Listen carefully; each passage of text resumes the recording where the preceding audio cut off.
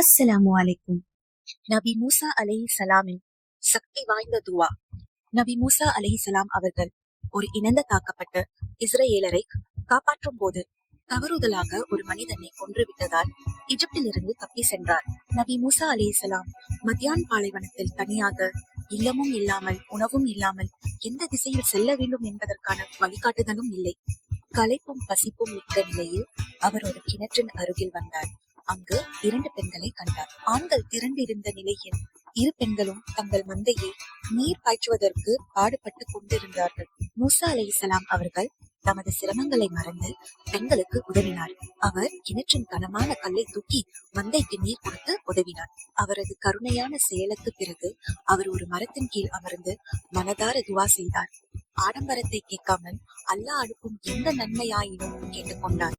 அல்லாஹ் அவரது துவாவுக்கு எவ்வாறு பதிலளித்தார்? ஒரு வேலை மற்றும் தங்குமிடம். பெண்களின் தந்தை சிலர் நபி ஷுவைப் அலைஹிஸ்ஸலாம் என்று கூறுகிறார்கள். மூசா அலைஹிஸ்ஸலாம் அவர்களை வீட்டிற்கு அழைத்து உணவளித்து வேலை வாய்ப்பும் வழங்கினார். ஒரு ஆசீர்வாதமிக்க திருமணம். பின்னர் அந்த தந்தை தனது மகளில் ஒருவரை மூசா அலைஹிஸ்ஸலாம் அவர்களுக்கு திருமணம் செய்து வைத்தார். புதிய அதிகாரம். இந்த நிகழ்வு அவரை அல்லாஹ் வழங்கிய மகத்தான பொறுப்பிற்கும் முன்னோக்க செய்த முக்கிய திருப்புமுனையாக அமைந்தது.